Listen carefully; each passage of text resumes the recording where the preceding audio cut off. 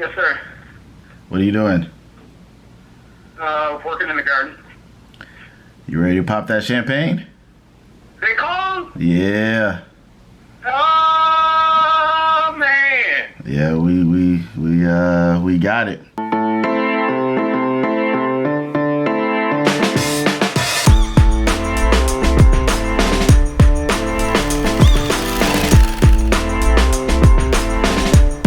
I couldn't wait to tell Brittany and Donnie because they were the key reasons of why this project was landed. Digital Cafe will be doing the Nuba documentary for Northwestern.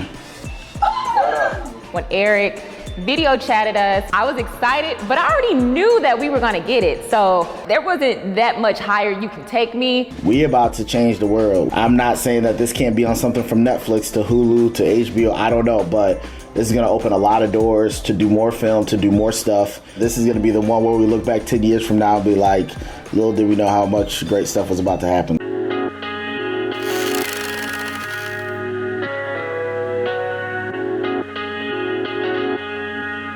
What is this bottle from? This is a bottle of champagne. I'm really kind of nervous about it because it's 12 years old. Why would you do it in my dining room? It's been in the refrigerator, so it's been on ice. It's supposed to be a nice bottle of champagne. I've been holding this for a celebration, for a special occasion, and I think this warrants it.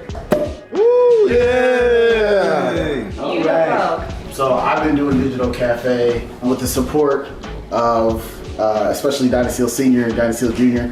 But Donnie decided to relocate and he decided to come back to Chicago. And he joined the team just a year ago. So that's the first toast.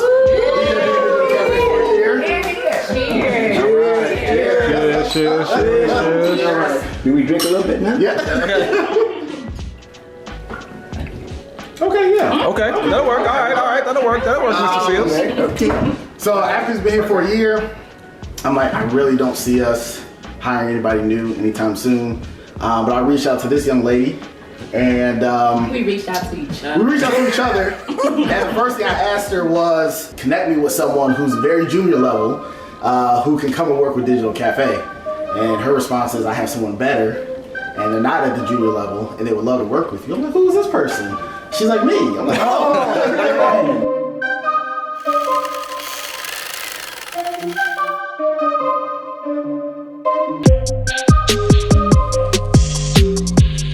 My background is in advertising. In my previous job, I was really unhappy, and me and Eric would G-chat from time to time just to check up, hey, how's everything going? I am looking at the conversation, the G-chat conversation between Eric and I when I was making the decision to leave my previous job to come work with him.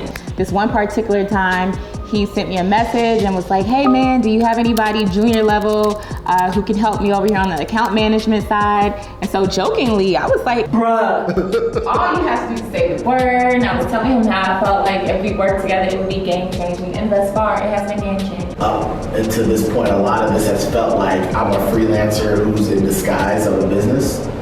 But not when DJ came on. It's not until you came over, I'm like, damn, this is really actually a business now.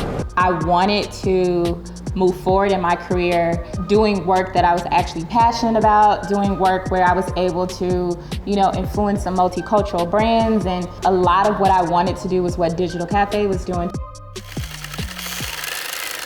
So we won the bid. What needed to happen next? Northwestern had no idea who we were. Yep. Nope. Nuba kinda knew. We had never done a project of this size. And so one of the things I was concerned about was like, nobody's gonna tell us what to do. When I got the call that we won the project, it was 50-50. I was super geeked and super nervous at the same time. All right.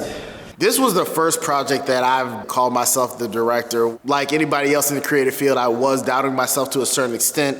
Wasn't sure if I was doing the right things, but eventually I just had to dig deep into what I've done in the past and what allowed me and my team to get to this level. The people who selected us to do this project, obviously they saw something that they wanted us to repeat. You were reading some books by Martha Biondi. Brittany, you were finding articles and sending it to the team. So I think the big step that we took was just doing research. That was going back to my next question is, when did we come up with a list of who we're going to talk to?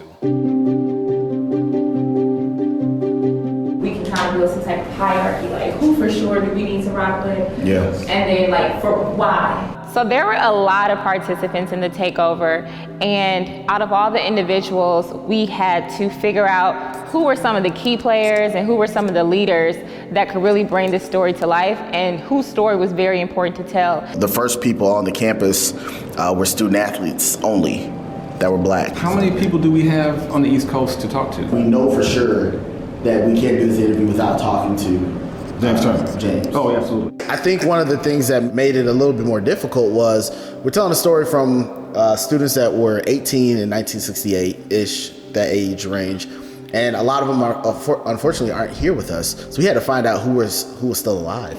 Meet with the archivist on Wednesday, 7/27 next week. I want to finalize the list of individuals and celebrities to be interviewed by next Friday, 7/28. Send the list on Friday, 7/28 as well. So let me pause you for a second. When do we have the meeting to build the list before that? Because we need time to get together and pull everything and all the people that we're thinking before we get that list out on Friday. I think we were making up our own list, and then we sent it to Nuba, and they're like, this is not a good list. These individuals had this database of alumni from decades and decades and decades ago, and they were able to give us the contacts, the phone numbers, and the emails to reach out to some folks. And then they were also able to tell us, this is who this person was back then, and this is who they are today. And that information was important to us as well in determining, all right, this is the person to call, let's get them on the phone. I'm giving them a week to review the list and to confirm if they are aligned with it or to add additional people. So by that following Friday, they need to let me know. It's the 4th, okay. Yeah. And then for the entire week of August 7th, I'll have a complete schedule of interviews, just availability put together by that Monday. And then from there, we can start creating like a schedule, like, okay, we gotta go here for these people in this. We find our people that we're going to interview and then try to start setting up some dates. I think those are the things that we need to start doing ASAP because we want to finish production by November.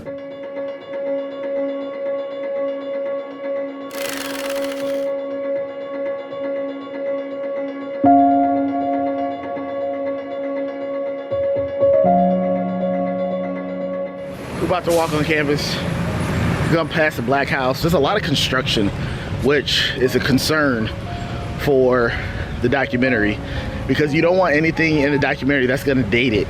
Yeah. And as soon as you have construction, oh, that was that 2017 construction. Right. And we heard that they're doing construction on the Black House. Which I feel could be a story. It's gonna have to be, because Well, we're gonna go up in there and everything's taken down.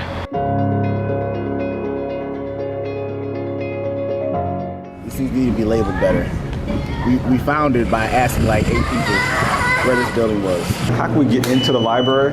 Go all the way to the end and take this path and make a left. It's right, this building right here with the front entrance in the front. I definitely feel like I'm on campus on the first day of school.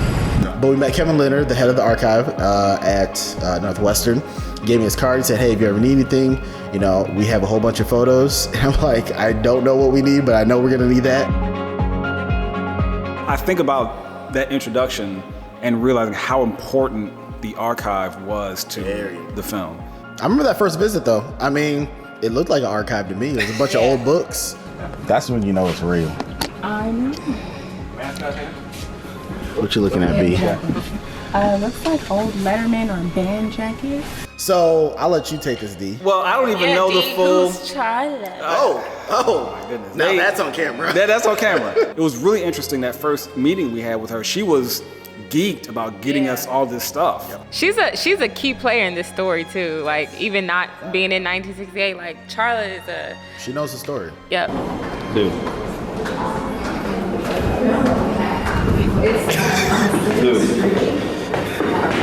It's Christmas Day. It is Christmas Day.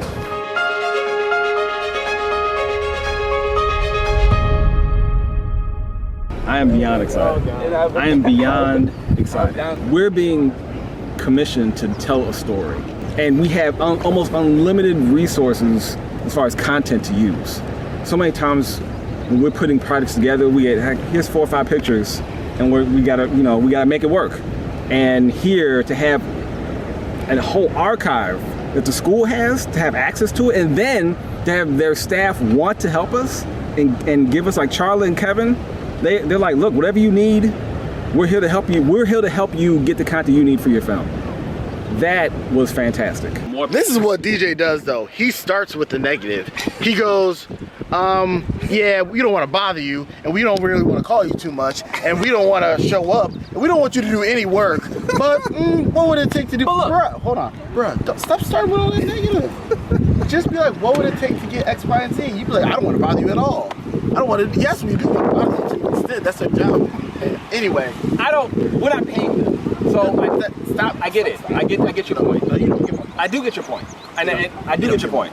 But since we're not paying them, I'm like, well, at what extent do we have your access to you? And Charlie was like, look, I want this as bad as you guys do. But you started off in a way where like we're starting backwards. Because you started with, we don't want to, just ask for what you want. Let that person say, you know what, this is too much. But I don't think that hurt us in any way though. You do it commonly. Where you, again, now you dismiss me. I'm not dismissing you. You have, it's okay. We're brothers. So I'm just saying, don't start it with, we don't want to, just be like, hey, what you know what it is? You know what it is though? And Kevin brought this up. He appreciated the fact that we weren't trying to take advantage of him. That's but my approach is really, I don't want to take advantage of him. That's for them to compile us. That's a lot of work. Anyway, I'm excited about this. My point was that I wanted to let them know I appreciated campus. I love my brother.